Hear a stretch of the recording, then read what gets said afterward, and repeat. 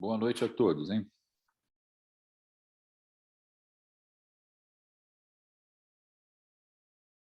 Boa noite, professor. Boa noite. Boa noite, Felipe. Boa noite. Vocês estão bem?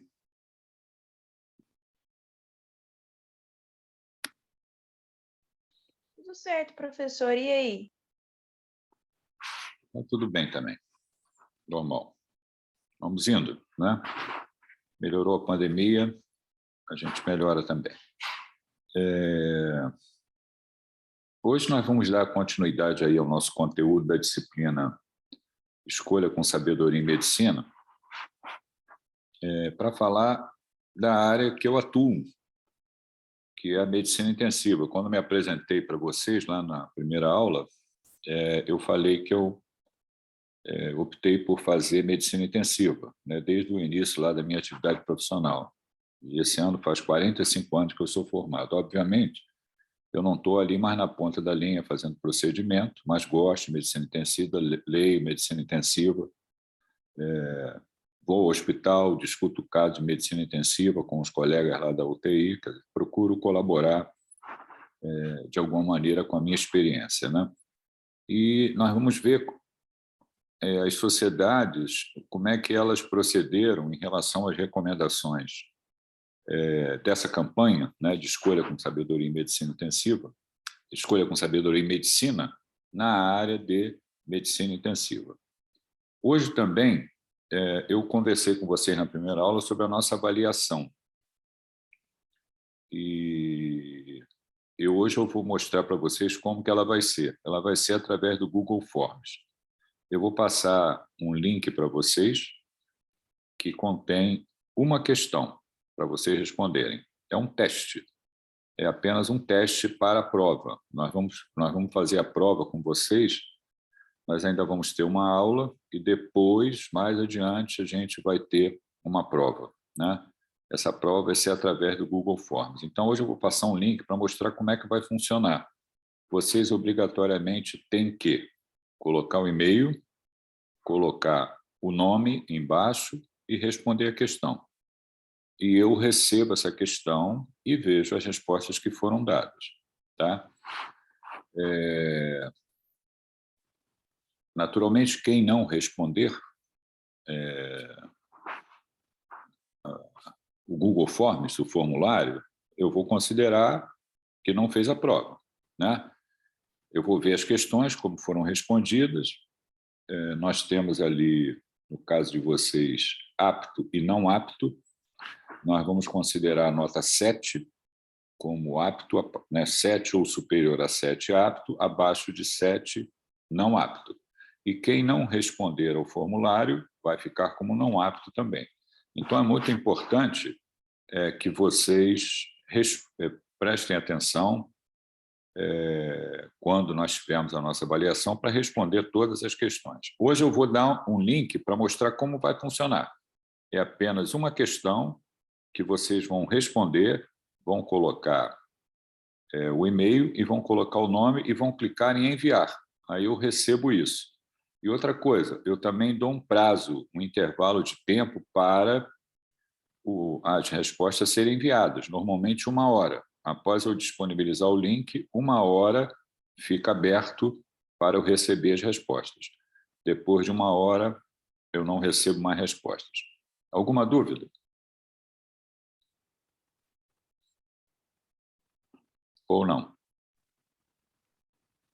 Não, professor, tudo certo. Muito bem. Então, nós vamos primeiro apresentar a aula e, no final da aula, eu vou botar um link para vocês responderem como teste. Não está valendo nota ainda, apenas para vocês treinarem. Eu vou receber como vai ser. Então, vamos lá, vamos compartilhar a tela aqui.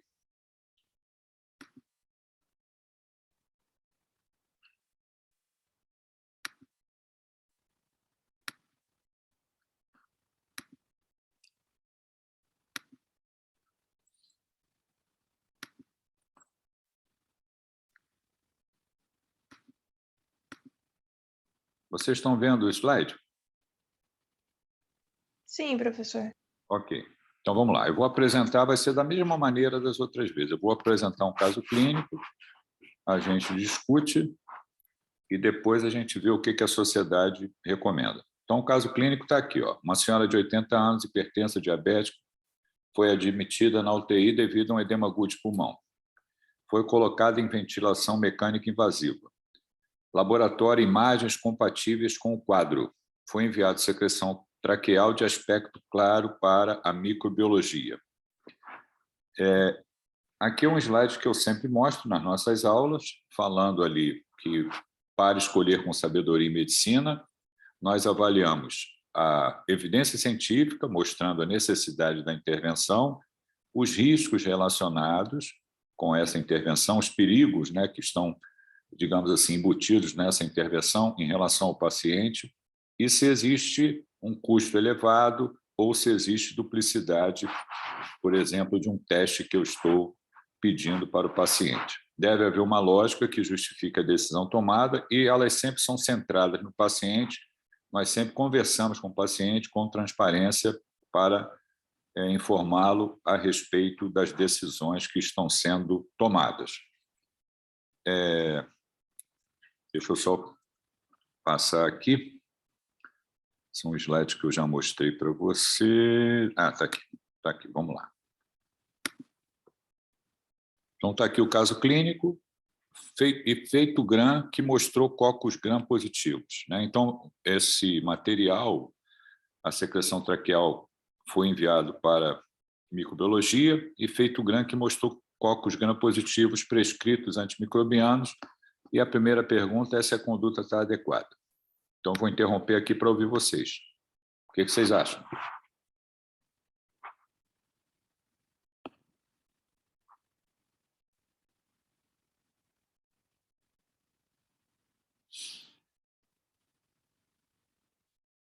Eu preciso que vocês participem.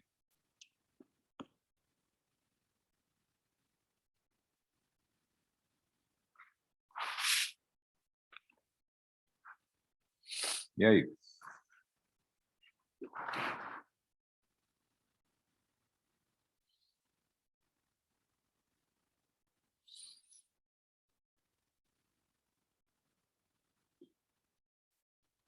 Luiz Felipe está respondendo, acha que a ventilação mecânica invasiva depende do Glasgow? Como assim? Não entendi, Felipe.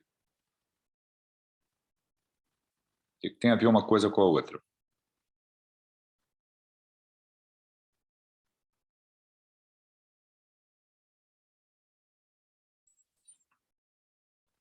Tentar o quê? Ventilação mecânica não invasiva? É isso? A palavra está errada. Não existe ventilação mecânica não invasiva. Existe ventilação não invasiva. Mas isso não foi o que foi feito para a paciente. A paciente foi entubada, colocada na prótese ventilatória. A decisão já foi tomada. Eu estou perguntando outra coisa. Se a conduta foi adequada, você está discutindo a colocação na prótese ventilatória. Tá bom, é uma boa discussão. Eu posso atender um edema agudo de pulmão e tratá-lo com ventilação não invasiva. Aliás, é uma das grandes indicações de ventilação não invasiva. PPOC agudizado e edema agudo de pulmão. Mas nem todo edema agudo de pulmão eu consigo resolver com as drogas utilizadas e ventilação não invasiva. Tem doente que chega com um quadro franco de insuficiência respiratória e o médico decide, né, que não há mais condições de tentar medidas conservadoras, como, por exemplo, a ventilação não invasiva. Ele decide entubar e colocar na prótese. É a nossa paciente. Então, quem está cuidando da doente decidiu colocá-la na prótese ventilatória. Eu não posso dizer que está errado. Foi a conduta adotada pelo colega que atendeu a paciente. Ele achou que isso era absolutamente necessário. E aí? Professor, você falou que ela tinha DPOC, foi isso? Não, Ah, então eu confundi. não tem Ela DPOC. tava. Eu não lembro do quadro. Eu acho que eu não vi direito. Eu vou mostrar novamente o slide para você. Olha aqui, para você prestar atenção. Vamos lá. Paciente hipertensa, diabética, admitida na UTI devido a edema agudo de pulmão, colocada em ventilação mecânica invasiva, laboratório imagens compatíveis com o quadro. Foi enviado secreção traqueal de aspecto claro para a microbiologia, feito GRAM que mostrou cocos gram-positivos, prescritos antimicrobianos. A conduta está adequada? Está escrito que é doente com DPOC. E mesmo que fosse, eu posso ter um doente com DPOC, cardiopata, que faz edema agudo de pulmão, e quem atendeu achou que não tinha como resolver de forma conservadora, né, com drogas e mais ventilação não invasiva, e resolveu entubar e colocar na prótese. Ventilação mecânica invasiva. Suporte ventilatório invasivo.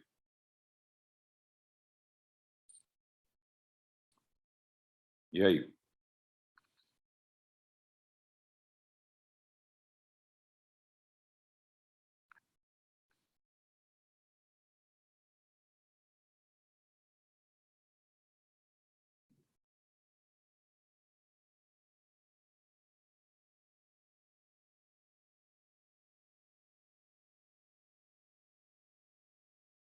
Caroline está respondendo, acho que está tudo bem em usar antibiótico e reavaliar em 48 horas.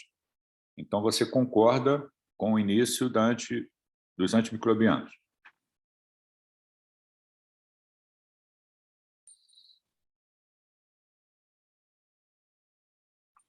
Ela tinha critério para diagnóstico de infecção?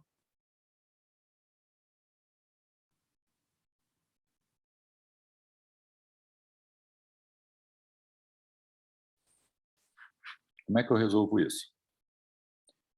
Foi feito um GRAM que encontrou cocos gram-positivos. Eu valorizo isso para diagnóstico de infecção, de pneumonia?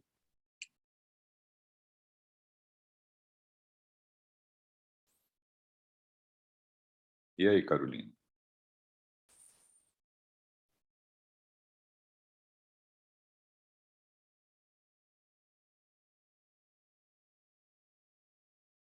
Esses cocos podem ser da própria microbiota. Lógico, pneumococo é gram-positivo, tá certo? Você acha válido, então, o início do antimicrobiano dentro desse contexto?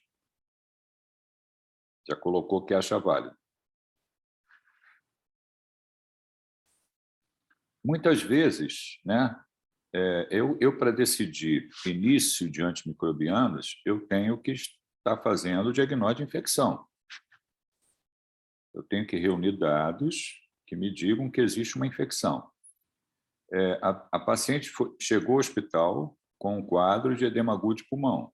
Foi entubada, colocada na prótese ventilatória. Eu colhi ali a secreção clara e mostrou cocos. Isso é prova de que existe a infecção?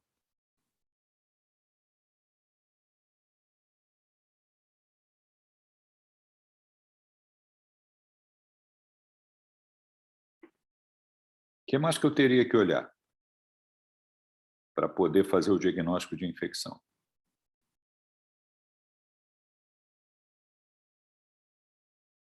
Hemograma. Muito bem. Eu coloquei lá no título, né, na apresentação do caso, laboratório e imagem compatíveis com o quadro.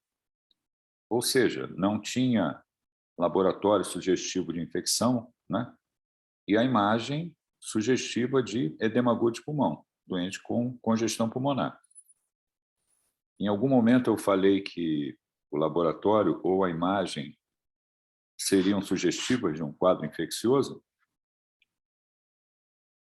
O raio-x de edema agudo de pulmão. Eu podia ter um raio-x com uma paciente com cardiomegalia, com congestão pulmonar, com edema pulmonar, mais uma imagem de consolidação com broncograma aéreo, está ali a possibilidade de infecção. Ou então eu estou admitindo a doente e a doente está com uma história Ela é cardiopata, mas ela teve febre, ela está com tosse, secreção purulenta. Na hora que foi entubada, estava cheia de catarro. Isso é um dado que fala a favor de infecção. A nossa doente não tinha isso.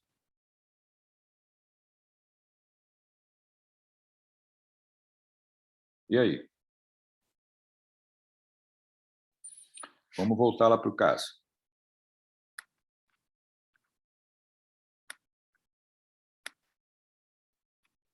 A paciente melhorou em 24 horas e foi estubada. Mais adiante, o resultado da cultura foi negativo. Mantido o antimicrobiano. A conduta está adequada?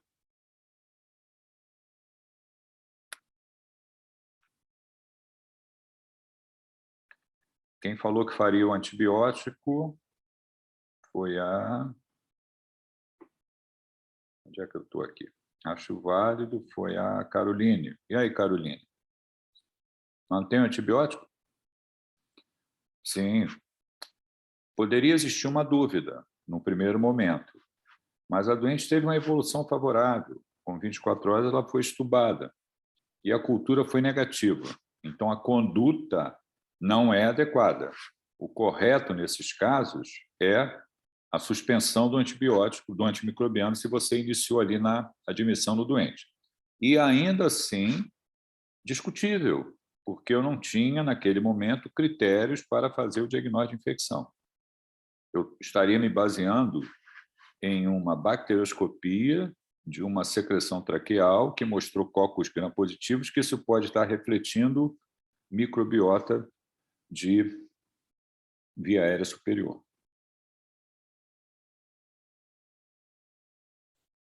Ok? O raciocínio? Alguém discorda? Vamos ver o que a sociedade colocou. A sociedade ela se refere ao uso do antimicrobiano. Vamos lá. Não usar ou manter antibióticos desnecessariamente. Aqui, ó, restringir o uso de antibiótico para pacientes com infecção, sempre observando os critérios clínicos e pelo menor tempo possível. Descalonar o espectro antimicrobiano, assim que as culturas estiverem disponíveis. Tem se mostrado a melhor prática segundo as melhores evidências. Há cerca de 10 anos, o autor chamava atenção para o impacto dos usos de antibióticos desnecessários no surgimento de bactérias multiresistentes que ficaram conhecidas com o epônimo de escape, né? Aí inclui enterococos, estafilococos, klebsiella, cinetobacter, pseudomonas e enterobacter. E estudos como o EPIC-2, né? Que é a prevalência de infecção na UTI, já davam conta que nos pacientes internados em terapia intensiva na América Latina, a presença de pacientes infectados é maior, se comparado em outras regiões do mundo e com maior mortalidade. Então, o que a recomendação da sociedade está falando? Cuidado com a prescrição dos antimicrobianos. Deve haver dados clínicos que nos digam que existe infecção. E assim que as culturas estiverem disponíveis, descalonar. Alguém sabe o que significa descalonar?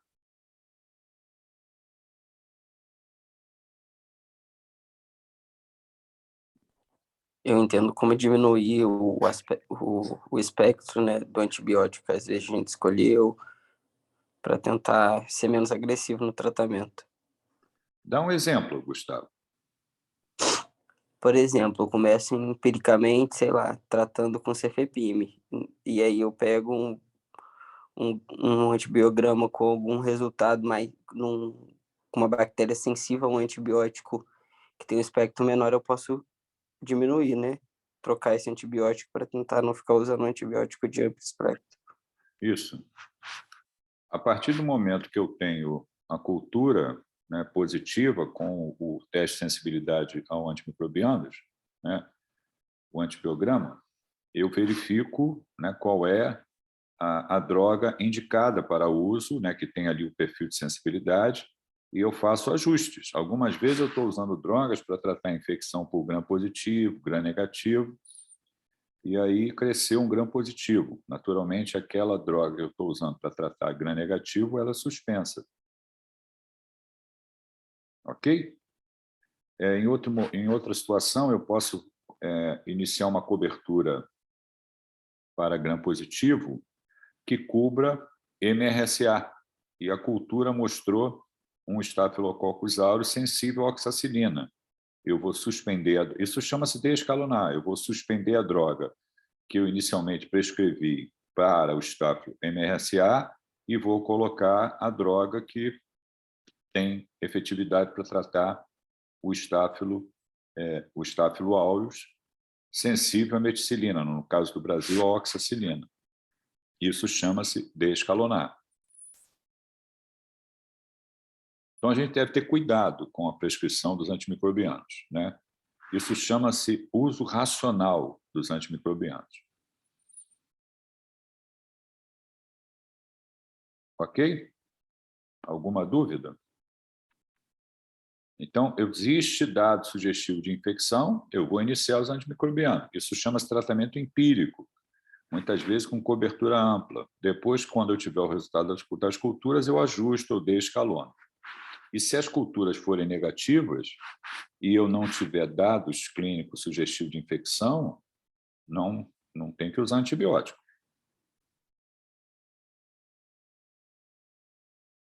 O caso que nós mostramos, a princípio, não era doente para a prescrição de antibióticos, de antimicrobianos. Alguma dúvida desse primeiro caso? Não, tudo certo. Vamos para o segundo, então.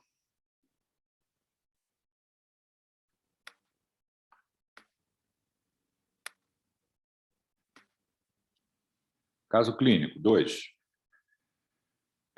Paciente admitido com insuficiência respiratória aguda hipoxêmica por COVID, sedada com midazolam e fentanil. Midazolam é um benzodiazepínico, fentanil é analgésico, opioide, e nós usamos essas drogas para, quando o paciente está acoplado ao ventilador, para poder oferecer o suporte ventilatório com conforto e segurança. A conduta está adequada? Eu acabei de responder, né?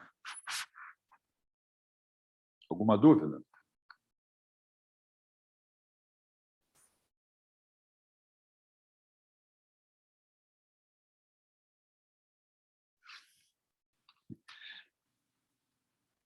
Se vocês não participarem, vocês não aprendem, que vocês não colocam as dúvidas de vocês, né? A oportunidade de vocês participarem é exatamente durante a aula. Eu não quero ficar... Eu estou aqui com 16 pessoas em sala de aula. Eu não quero ficar chamando pelo nome aqui, ó, João Vitor, Leonardo, Luana, Luiz Felipe. Primeiro, para saber se está em sala de aula, né? Segundo, para vocês participarem. Até agora, só quem falou foi o Gustavo e Caroline, se eu não me engano, e Felipe, 3 pessoas. E os outros?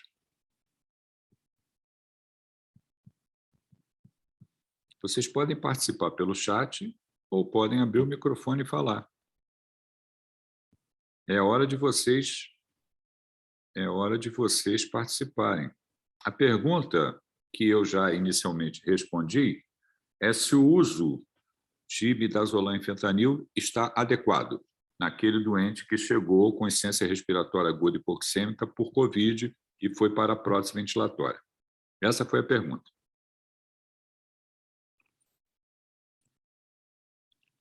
Muito adequado, eu falei, né? Essas drogas a gente utiliza com bastante frequência quando o doente está acoplado ao ventilador, exatamente para poder oferecer o suporte ventilatório invasivo com conforto e segurança. Se eu entubar um doente e deixar ele sem sedação adequada, né, ele vai arrancar o tubo, instintivamente, né, ele vai meter a mão no tubo e vai arrancar, coloca a vida dele em risco, né, porque se ele não tiver entubado, ele morre de hipóxia. Então, nós fazemos procedimentos de suporte à vida, como a intubação traqueal e acoplar o doente ao ventilador, e eu preciso oferecer isso com conforto e segurança, né? Isso é sinônimo de usar drogas sedativas, né, analgésicas, ali, por exemplo, da classe dos opioides, né, que é o fentanil, para que o doente fique recebendo ali o suporte ventilatório invasivo com conforto, acoplado ao ventilador. Mas vamos lá, vamos progredir aqui. Isso eu já falei ali no primeiro momento. 5 dias depois, após melhora da PF, fechada a sedação analgesia, o paciente não despertou nas 24 horas subsequentes. O que pode ter acontecido e o que poderia ter sido evitado.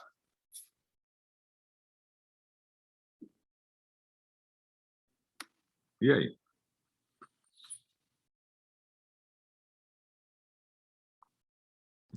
Professor, teria como voltar no slide? Porque quando fica assim, as perguntas somem. Vamos lá agora. Estão vendo? Sim.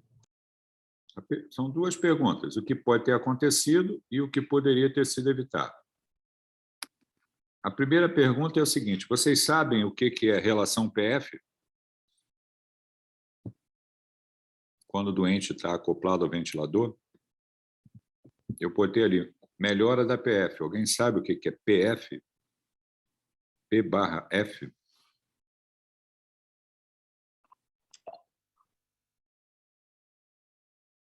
Acho que não, né? Vocês já tiveram aula de emergência, suporte ventilatório, medicina intensiva? Já tiveram aula sobre isso? Não, é período que vem, professor. Então tá. Então ainda não aprenderam. Mas só para que vocês entendam é o seguinte: PF é um parâmetro que a gente usa para avaliar como está a troca gasosa, se ela está normal ou se ela está anormal, se ela está boa ou se ela está ruim. O que é PF? É a pressão parcial de oxigênio no sangue arterial, PaO2, que eu obtenho quando faço uma gasometria, dividido pela fração de oxigênio que está sendo oferecida. Essa fração de oxigênio que está sendo oferecida ali no ventilador, eu determino, eu estou determinando. Então, eu posso estar usando, por exemplo, uma fração de oxigênio de 40%, que é 0,4%, de 50%, que é 0,5%, de 100%, que é 1%, né? Dependendo da necessidade maior ou menor da fração de oxigênio. Então, eu faço uma gasometria, tenho ali o valor da pressão parcial de oxigênio no sangue arterial, que nós temos como alvo 80 e 100 milímetros de Hg, né? E eu tenho, aliás, 80 a 100. E eu tenho a fração de oxigênio que eu estou oferecendo ali na prótese ventilatória, que pode ser de ar ambiente, 0,21, até 100%, que é 1. Uma pergunta para vocês, é o que eu posso fazer a vocês. Qual é a relação de PF de qualquer um de nós aqui que estamos conversando? Como é que seria o cálculo? Alguém tem ideia? Sim, entendi. Obrigado, Gustavo. Vou levar isso em consideração. Tá?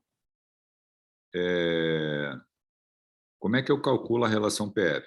Essa aula vai ser gravada e vai para o AVA. Quem não está assistindo agora pode ver no AVA depois, né? A relação PF. Eu perguntei qual é a relação PF de vocês. Uma PaO2 normal, dentro da homeostasia, a gente está ali com uma PF entre 80 e 100, entre 90 e 100. Vamos colocar que seja 95. Por exemplo, se eu fizer a gasometria de qualquer um de nós ou de vocês, porque estão normais, né? Com a respiração normal, fisiologia normal. Ninguém está doente, né? Ninguém está com Covid, com dispneia, com hipóxia. E se eu pegar esse valor 95 e dividir por 0,21, eu vou ter a PF. Então, essa PF é alta, 450, mais de 450, entendeu? Então, uma PF, quanto maior a PF, significa melhor a troca. Então, o que eu coloquei ali na nossa paciente? Houve melhora da PF e a sedação foi fechada. A sedação foi fechada. Foi fechada por quê? Para ela ficar sem sedativo e eu retirar ela da prótese ventilatória. Isso se chama fazer desmame, retirar a doente da prótese ventilatória.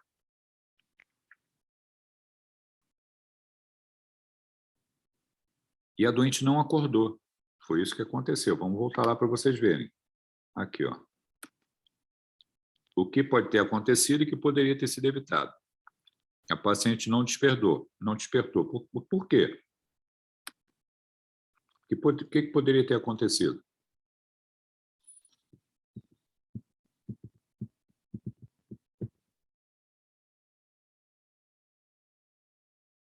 Alguém tem ideia?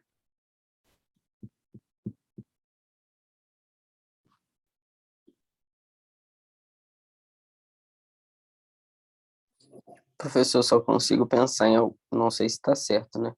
Mas alguma coisa de metabolização do fármaco? Isso. É efeito residual do midazolam e do fentanil. Efeito residual da sedação e analgesia. As drogas ainda ficam circulando, apesar de eu ter fechado, e isso fez com que o doente não acordasse nas 24 horas subsequentes. Isso é um problema, né? E qual é? Eu tenho que ajustar a dose dessas drogas quando eu acoplo o doente ao ventilador. E eu tenho que monitorar o que a gente chama de nível de sedação. Eu tenho que usar uma escala para monitorar o nível de sedação. O que poderia ter sido evitado, o que vou mostrar agora, é que a gente deve, e provavelmente não foi feito isso, monitorar o nível de sedação. Como é que isso é feito? Vamos lá. Está aqui, ó.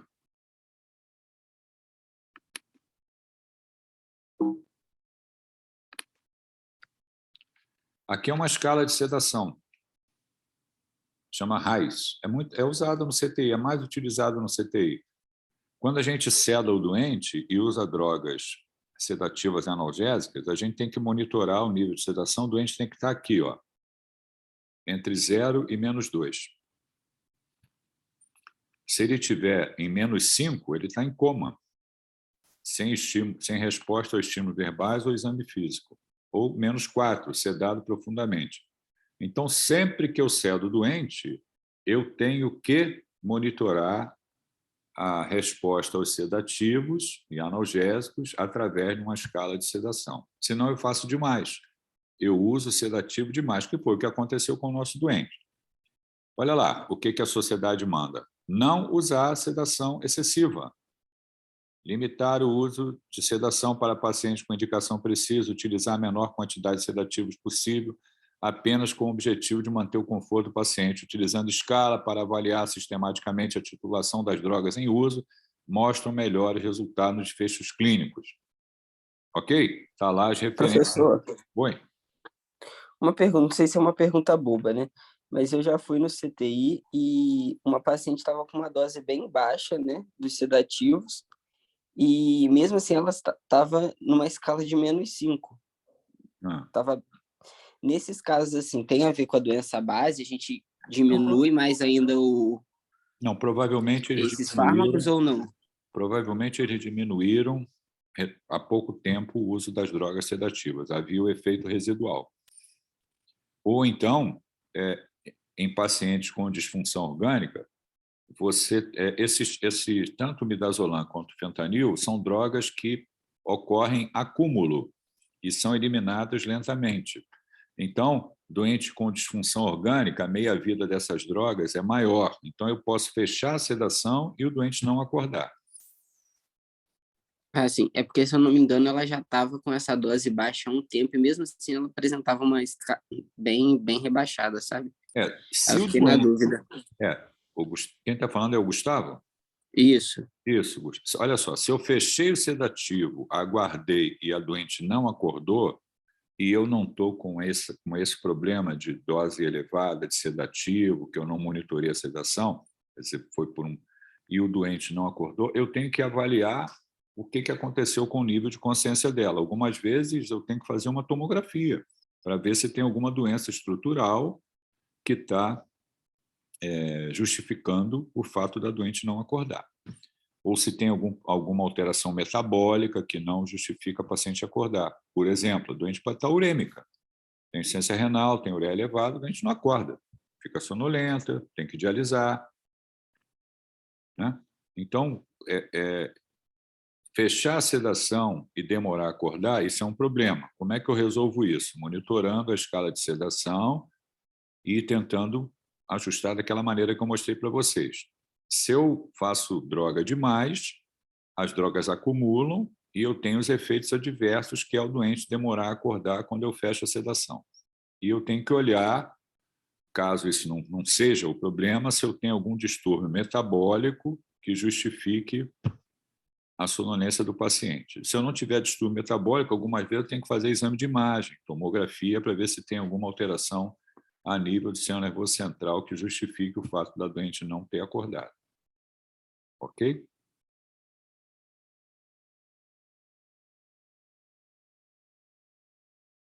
Tá certo, professor, obrigado.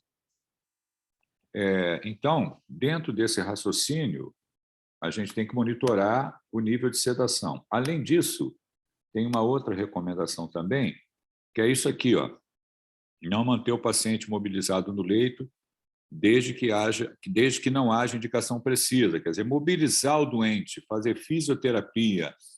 Existe evidências que a mobilização precoce no leito e fora dele acelera a recuperação da doença crítica. Então, isso também é uma recomendação feita pela sociedade. Quer dizer, se não for absolutamente necessário que o doente fique imobilizado ao leito, ele tem que ser mobilizado precocemente. Se ele ficar imobilizado no leito, paga-se um preço alto por conta disso, né? O doente evolui com um quadro relacionado à doença grave, que a gente chama de polineuromiopatía do paciente grave, diminui a força muscular, isso atrapalha o doente sair da prótese ventilatória, atrapalha a mobilização do doente. Então, as sociedades recomendam que, assim que for possível, né, você faça a mobilização do paciente. Evite que o doente fique imobilizado no leito. Isso está acoplado a não sedar o doente demais, para ele poder também, assim que ele melhora, ele participar. Outro caso clínico. Paciente com insuficiência respiratória admitida por Covid, foi estubada após 10 dias, quer dizer, melhorou, foi estubado, fez febre em vários momentos, no 14º dia de internação, acesso vascular, desde o dia da internação, apresentava sinais de purulência. O que aconteceu e que talvez poderia ser evitado? Nesse caso aí, ele ficou bastante tempo com acesso, né? Poderia ter sido trocado. Exatamente. Então, toda vez que a gente invade o doente, porque é necessário invadir, os benefícios são maiores que o risco, precisa de uma veia profunda para administração de drogas, vasoativas, sedação, hidratação. Quer dizer, eu preciso do doente grave, ele precisa de acesso venoso e acesso venoso profundo, mas eu tenho que ter cuidado, porque eu estou invadindo e existe o risco de o paciente vir a apresentar infecção do catéter, infecção da corrente sanguínea relacionada a catéter, sepse relacionada a catéter e óbito por causa disso, né? Então, eu tenho que olhar, né, a evolução desse dispositivo e duas coisas, que eu vou ler o que a sociedade recomenda. Quer dizer, eu devo continuar usando esse acesso vascular enquanto ele for absolutamente necessário. E se ele é absolutamente necessário, porém, eu tenho ali sinais sugestivos de infecção, né? Eu tenho uma reação inflamatória, eu tenho eritema, eu tenho a purulência, e o doente precisa de um acesso vascular, não vou esperar o doente fazer febre elevada, sinais de sepse, para poder trocar esse acesso. Eu troco antes. A partir do momento que existem ali sinais locais sugestivos da presença de infecção, eu vou trocar o catéter, eu tiro e punciono em outro lugar. Então, isso tem que ser monitorado todo dia dentro do CTI. Normalmente, quem faz isso é o médico e a enfermagem. Eu estou contando ali o problema já presente. Quer dizer, ele tem febre lá tardiamente na evolução dele. O doente melhorou, foi estubado, acabou sobrando uma veia profunda e o doente está fazendo infecção por conta desse dispositivo. Ok? Então, estou cuidando do doente grave, eu tenho que olhar tudo. Tem que olhar tudo. Eu invadi, puncionei, entubei, coloquei na prótese, o doente melhorou, eu vou retirar esses dispositivos. E se durante essa evolução aparecerem sinais sugestivos de infecção e o doente precisa ainda do acesso vascular, eu vou trocar. Vou puncionar em outro lugar. Alguma dúvida? Vamos lá ver o que a sociedade recomenda. Está aqui, ó.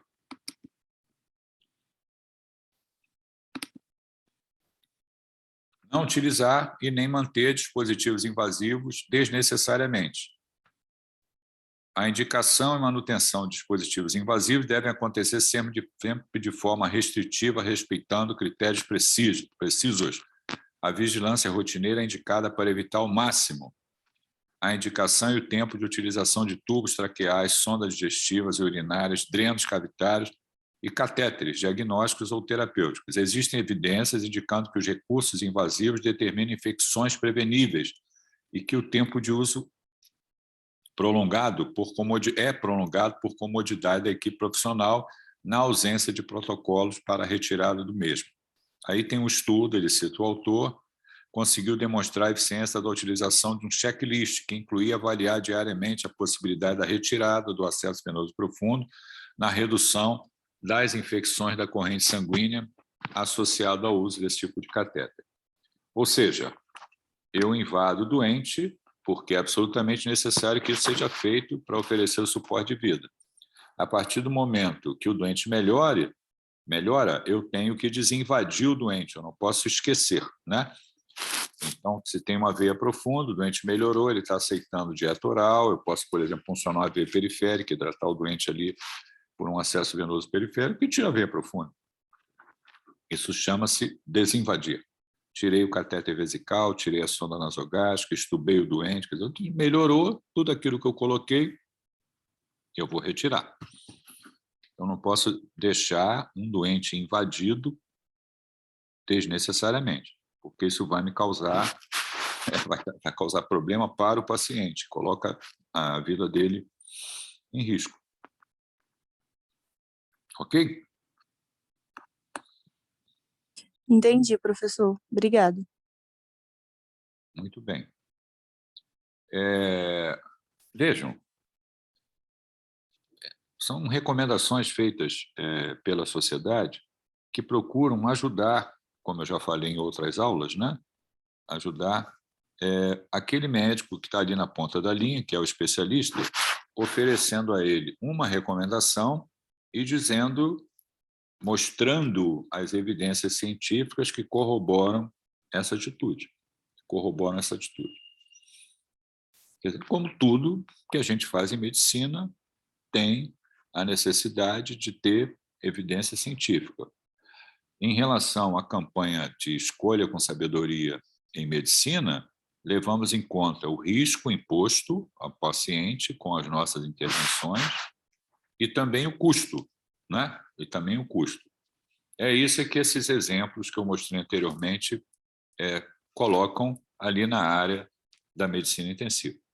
Então, nós vamos ter que escolher o tempo todo, enquanto a gente está tratando o nosso paciente. E isso é feito com bom senso, levando em conta a experiência do médico, o que as evidências científicas recomendam que seja feito, e a sociedade procura nos ajudar.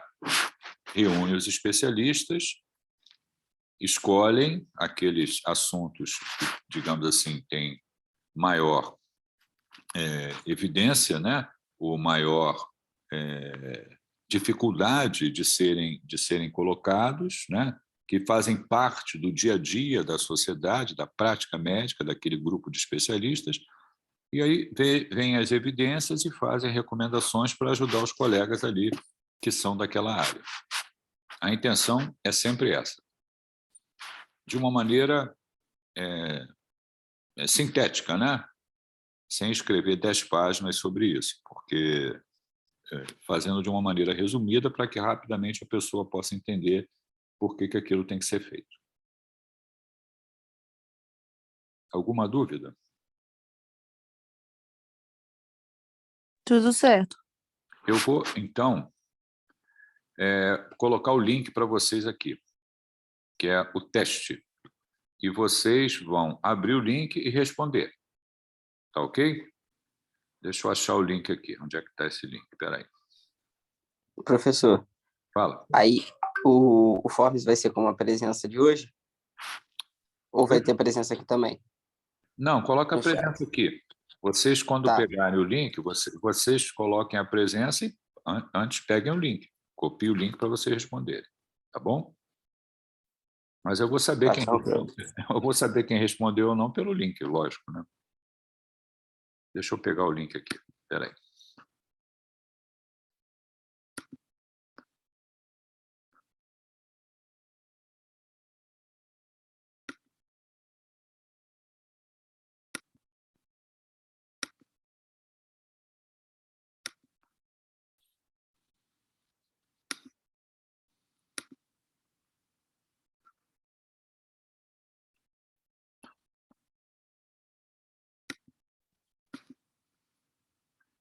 Onde é que está? Espera aí. Existe a mensagem aqui. Tá aqui. Está lá o link. Esse link, vocês podem copiar, bota o nome, a matrícula e pode sair. E aí, por favor, abram o formulário, respondam, precisa que bote o e-mail, o nome e respondam a questão, ok? A gente se vê novamente mais adiante, tá? Um abraço. Professor, Fala. você mandou aqui no chat? Mandei, acabei de mandar. Não apareceu aqui para mim, não. Eu vou botar Não sei se novamente. o pessoal... Isso, eu não sei se Não foi apareceu para mim direcionado... também, não, professor. O senhor pode ter mandado Professor, você pra mandou alguém. no privado para mim. Eu vou mandar aqui no chat, peraí. Eu não sei por que então está acontecendo isso. Vê, gente, se foi. Então, obrigado, hein? Obrigado. Nada, Porque eu mexo nisso aqui toda semana, mas às vezes... não acontece. Obrigado, Clarissa, pela sua ajuda, tá? Nada, professor, que isso. Um Obrigada abraço. pela aula. Um abraço. Pode sair, Obrigado. professor, da sala? Pode sair, pode botar Tá bom, o nome aí. obrigada. Um abraço para você. Obrigado, professor. Boa Abraço. noite. Boa noite. Professor, só um minutinho. Eu boto presença aqui ou não? Sim, coloca a presença aí. Ah, tá bom, obrigado. Vê o link e responde o link, tá? O link é só para ver como é que vai ser a avaliação, para vocês treinarem. Eu vou deixar aberto durante 1 hora, tá? Que horas são? São 19h50, vai ficar aberto até 20h. Professor, não poderia deixar um pouquinho mais tempo? Tem gente que ainda está sem luz, está sem internet. Tudo bem, é só um teste, eu deixo mais tempo, não tem problema não. Eu deixo mais Tá tempo, bom, então. fica tranquila. Isso é só Tá treinamento, bom. tá bom? Obrigado, viu, professor? Na prova mesmo, nós vamos colocar apenas 1 hora, tá? Um Tá abraço. bom, pra você. obrigado. Um abraço. Boa noite, tchau. Valeu, professor. Um abraço.